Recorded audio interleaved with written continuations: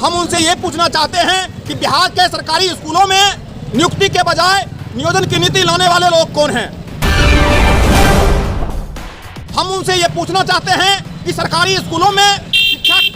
की गुणवत्ता को बढ़ाने के बजाय, शिक्षा की स्थिति को बेहतर बनाने के बजाय सरकारी स्कूलों को लोक लुभावन योजनाओं का अड्डा बनाने का जिम्मेवार कौन है। हम उन्हें बता देना चाहते हैं, बिहार के जो टीटी शिक्षक हैं अपने सहायक शिक्षक के हक के लिए अंतिम दम तक लड़ेंगे और सरकारी स्कूलों को बदनाम करने की जो शिक्षा मंत्री जी की साजिश है या उनके सरकार की साजिश है, उस साजिश को हम लोग चकनाचूर करेंगे। सरकारी स्कूलों को बदनाम करके सरकारी स्कूलों को निजीकरण की दिशा में धकेलने की जो षड्यंत्र चल रही है, उस षड्यंत्र चूर को चकनाचूर करने का काम। बेगूसराय के जीडी कॉलेज और रतनपुर में कल जो है नागरिक अभिनंदन का कार्यक्रम था, जिसमें बिहार के भवन निर्माण मंत्री सह शिक्षा मंत्री अशोक चौधरी जी आए हुए थे। अशोक चौधरी जी ने वहां अभिनंदन समारोह को संबोधित करते हुए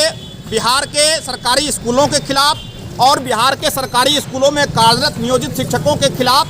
बहुत ही अपमानजनक टीका टिप्पणी की। उन्होंने अपने संबोधन में यह कहा कि बिहार की सरकारी स्कूली शिक्षा नियोजित शिक्षकों की वजह से रसातल में जा रही है। उसी के खिलाफ में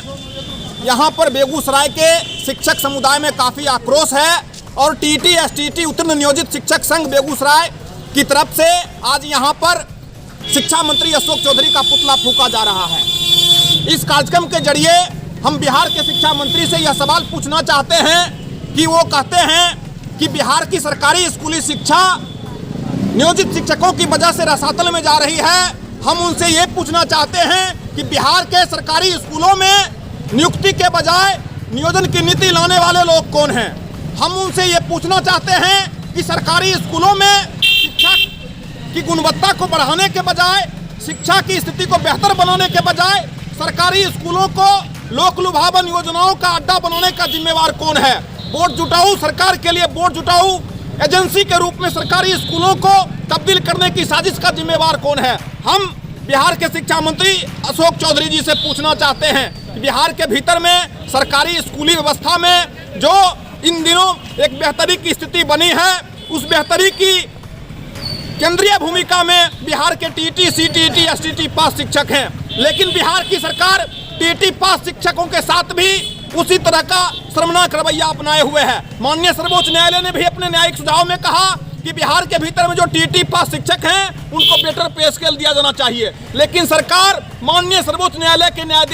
न्यायिक सुझाव को भी दरकिनार करने की साजिश कर रही है। इसके बजाय पूरे बिहार में घूम घूम करके बिहार के शिक्षा मंत्री सरकारी स्कूल के खिलाफ और सरकारी स्कूलों में कार्यरत शिक्षकों के खिलाफ बयानबाजी कर रहे हैं, अरगल विस्मरण करने का काम कर रहे हैं। हम उन्हें बता देना चाहते हैं, बिहार के जो टीटी शिक्षक हैं अपने सहायक शिक्षक के हक के लिए अंतिम दम तक लड़ेंगे और सरकारी स्कूलों को बदनाम करने की जो शिक्षा मंत्री जी की साजिश है या उनके सरकार की साजिश है, उस साजिश को हम लोग चकनाचूर करेंगे। सरकारी स्कूलों को बदनाम करके सरकारी स्कूलों को निजीकरण की दिशा में धकेलने की जो षड्यंत्र चल रही है, उस षड्यंत्र चूर को चकनाचूर करने का काम करेंगे। हम लोगों ने आज यहाँ प्रोटेस्ट किया है और सरकारी स्कूलों की बेहतरी के लिए, सरकारी स्कूलों में कार्यरत टीटी शिक्षकों के सम्मान के लिए हमारी लड़ाई पूरी मजबूती के साथ जारी रहेगी।